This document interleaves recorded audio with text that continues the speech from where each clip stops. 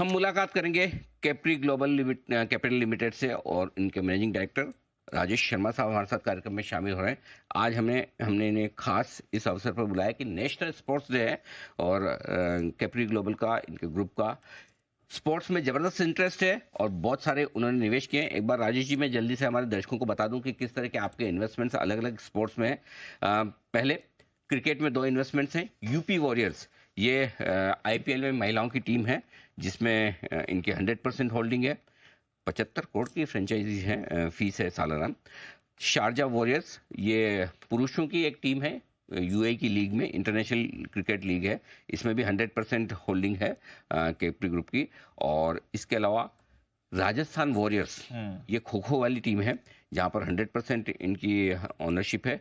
Bengal warriors, ये kabaddi league है जिसमें 73% कैप्री ग्लोबल ग्रुप के पास है और 27% जाने माने एक्टर अक्षय कुमार साहब पार्टनर है। शर्मा साहब, बहुत बहुत स्वागत है आपका। सबसे पहले नेशनल स्पोर्ट्स डे की आपको बहुत बहुत शुभकामनाएं, बधाइयां।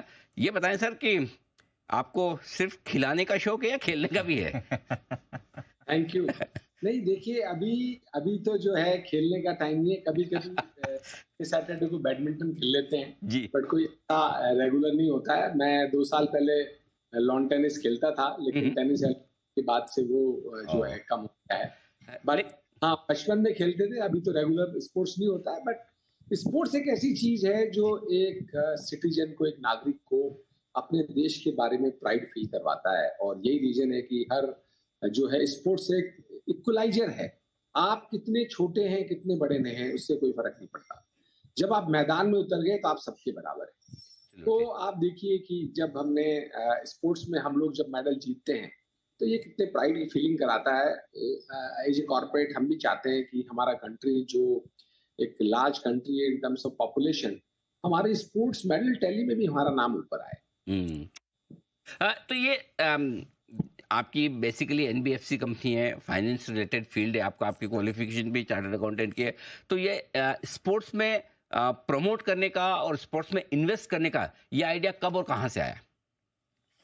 तो ये जब बचपन से हम एशिया और ओलंपिक गेम्स देखते थे, वहां देखते थे कि हमारी कंट्री की मेडल टैली में मतलब बहुत ही कम मेडल आते थे। तब देखिए United states, China, Korea, Japan, ये इनके मेडल बहुत आते। तो हमेशा ऐसा लगता था कि हमारी कंट्री स्पोर्ट्स में पीछे क्यों है। तो बाद में देखा कि कहीं ना कहीं बचपन से लोगों का स्पोर्ट्स में इन्वेस्टमेंट की तरफ रुझान नहीं है। तो जब भी हम एक ठीक ठाक लेवल पे कंपनी में पहुंचे तो हमने कहा कि नहीं, हमें स्पोर्ट्स में इन्वेस्ट करना है। और ये शुरू के 10 साल कोई प्रॉफिटेबल वेंचर नहीं होता है, लेकिन इसी फीलिंग के साथ, एक कमिटमेंट के साथ कि हम इस स्पोर्ट्स में अपना रोल प्ले करें और स्पोर्ट्स के अंदर में ग्रास रूट पे काम करें। तो आज हम जो बात कर रहे हैं, चाहे खो खो हो, चाहे कबड्डी हो, चाहे वुमेन्स क्रिकेट हो, हम ग्रास रूट पे लोकल एसोसिएशन के साथ, स्टेट बॉडी के साथ साल के टूर्नामेंट कराते हैं। वहां पे टैलेंट स्काउट करते हैं। वहां पे बहुत सारे जो टूर्नामेंट होते हैं उनको कहीं ना कहीं स्पॉन्सर करते हैं और ग्रास रूट पे इसको प्रमोट करते हैं। ये जो हम देख रहे हैं कि जो लीग टूर्नामेंट होते हैं, ये ग्रास रूट पे जो इन्वेस्टमेंट और एक्टिविज्म और जो है उसी का परिणाम है कि अच्छे खिलाड़ी उभर के बाहर आते हैं। ठीक बात है। हम तो खाली शायद बड़े टूर्नामेंट जब होते देखते हैं, जैसे प्रो कबड्डी लीग हो रही हो, वहां नजर आता है, लेकिन उसके पीछे कितने प्रयास और इन्वेस्टमेंट है शायद पता नहीं चलता। लेकिन आपने 2 तरीके के इन्वेस्टमेंट्स किए हैं। एक क्रिकेट जो मोस्ट पॉपुलर है भारत में, एक इंटरनेशनल लीग में आपकी टीम है और एक टीम आपकी यूपी वॉरियर्स की महिलाओं की टीम है। लेकिन साथ ही 2 एकदम, वो कहना चाहिए कि जो देसी स्पोर्ट्स है हमारे, खो खो और कबड्डी, तो इसके पीछे क्या थॉट प्रोसेस है कि 2 एकदम पॉपुलर टीम है, तो 2 ऐसी टीम है जो पूरी कम पॉपुलर या यूं कहना चाहिए कि अब अपकमिंग है? तो देखिए, जो कबड्डी और खो खो ऐसे स्पोर्ट्स हैं जो गांव में बहुत खेला जाता है। लोकल लेवल पे, डिस्ट्रिक्ट लेवल पे आज भी टूर्नामेंट होते हैं, बॉयज और गर्ल्स के भी टूर्नामेंट होते हैं। और दूसरा, ये दोनों स्पोर्ट्स वो हैं जिनमें आपको बहुत बड़ा ग्राउंड नहीं चाहिए, जिनमें आपको कोई इक्विपमेंट का इन्वेस्टमेंट नहीं चाहिए। तो ये वो स्पोर्ट्स हैं जो आपके संसाधन में कोई कमी है या एक लेवल का इन्वेस्टमेंट नहीं है तो भी आप ग्राउंड में मिलकर के खेल सकते हैं। तो जो गांव में आज भी जो खो खो है और कबड्डी है वो बहुत पॉपुलर है। और एक एनबीएफसी होने के नाते जब हम कस्टमर का कनेक्ट चाहते हैं तो हमें लगा कि हम वो स्पोर्ट्स में इन्वेस्ट करें जो गांव में खेला जाता है, जिसमें बहुत सारा इन्वेस्टमेंट खेलने वाली टीम को नहीं करना होता, जो काफी पॉपुलर भी हो, और वहां से हम हमारे कंज्यूमर के साथ भी कनेक्ट बनाएंगे। तो हमने ये जो टच स्पोर्ट हम इसको बोलते हैं, जहाँ पे खो खो और कबड्डी, तो ये स्पोर्ट्स में हमने इन्वेस्ट किया और हमने देखा है कि ये बहुत पॉपुलर है ग्रास रूट लेवल पे, विलेजेज में। और जो ऐसे शहर हैं जिनकी पॉपुलेशन 30, 40, 50 हजार की है, वहां पे बहुत पॉपुलर इंटर स्कूल टूर्नामेंट होते हैं, इंटर डिस्ट्रिक्ट टूर्नामेंट होते हैं, लोगों का पार्टिसिपेशन होता है। और यही चीज जब हम व्यूअरशिप में देखते हैं, तो कबड्डी आफ्टर क्रिकेट सबसे ज्यादा देखे, टीवी पे सबसे ज्यादा देखने वाला स्पोर्ट्स है। बिल्कुल ठीक बात है। आपने कहा कि 2-3 बार आपने जिक्र किया कि हमें ओलंपिक में शायद में मेडल्स कम मिलते हैं, मेडल कम मिलते हैं, इतना बड़ा देश है। ये बताइए कि कितना रोल कॉर्पोरेट्स प्ले कर सकते हैं, क्योंकि पहले तो कभी ऐसा होता नहीं था कि कॉर्पोरेट टीमों को स्पॉन्सर कर रहे हैं, ये कर रहे हैं, सब जो करना होता था सरकार को ही करना होता था। अब प्राइवेट सेक्टर बड़ा आगे आ रहा है। क्या क्या कंट्रीब्यूशन प्राइवेट सेक्टर की तरफ से और आ सकता है स्पोर्ट्स को बढ़ावा देने में? देखिए, प्राइवेट सेक्टर की तरफ से कंट्रीब्यूशन ये आ सकता है, अब तो सीएसआर में भी शामिल है, और अदरवाइज भी सब लोग भी चाहते हैं, सीएसआर की बियॉन्ड भी जाके लोग करते हैं। तो हमें बहुत सारी एथलेटिक ट्रेनिंग एकेडमीज में जगह जगह इन्वेस्ट करना होगा, डिस्ट्रिक्ट लेवल पे, स्टेट लेवल पे। और कुछ कॉर्पोरेशन ने बहुत अच्छा किया भी है। वहां पे हमें जो है उनको अच्छी फैसिलिटीज देनी होंगी, ट्रेनिंग की, लॉजिंग बोर्डिंग की। और कहीं ना कहीं एक जो इनसिक्योरिटी रहती है जॉब की, वो उनको एक जॉब के लिए उन लोगों को ये कहना होगा कि आप खेलिए, आपका जॉब सुरक्षित है, हम आपको अपनी कंपनी में रखेंगे और आपका काम होगा सिर्फ खेलना।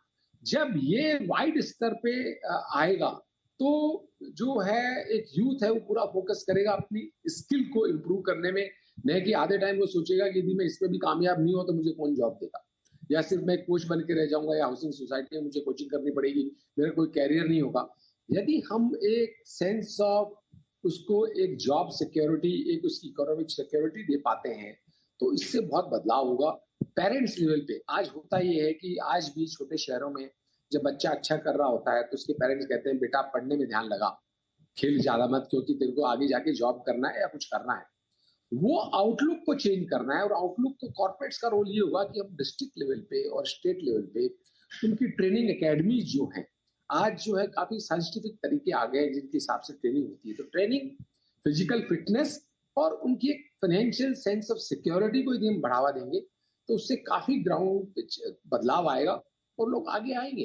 अदरवाइज हमारे देश में टैलेंट की कमी नहीं, लेकिन उनको अपॉर्चुनिटी नहीं मिलता है, उनको एक right training, right physical fitness पे फोकस नहीं मिलता है, और उनको कहीं ना कहीं जॉब सिक्योरिटी का भी एक कहीं ना कहीं दिमाग में रहता है। तो ये इन चीजों को हम सारे कॉर्पोरेट मिलकर करेंगे, तो जो इफर्ट हम आज डालेंगे उसका इफेक्ट आपको 10 साल बाद दिखेगा। ठीक बात है। चलिए, एक तो ये चलिए अपने इंटरेस्ट की बात है कि आप स्पोर्ट्स को प्रमोट करते हैं, दूसरा सीएसआर एक्टिविटी में भी आप शामिल है। लेकिन कहीं न कहीं कॉर्पोरेट आते तो एक वो मन में ये भी रहता है कि कहीं न कहीं इसे एक बिज़नेस और इन्वेस्टमेंट के तौर पे भी देखा जाए। तो स्पोर्ट्स एज़ अ इंडस्ट्री क्या आपको सेंस मिलता है? क्या आपको आउटलुक लगता है? कितना बड़ा बिज़नेस ये इंडिया में हो सकता है आगे चलते हुए? देखिए, स्पोर्ट्स आप ग्लोबली देखें तो जो लीग स्पोर्ट्स है वो बहुत बड़ा हो चुका है।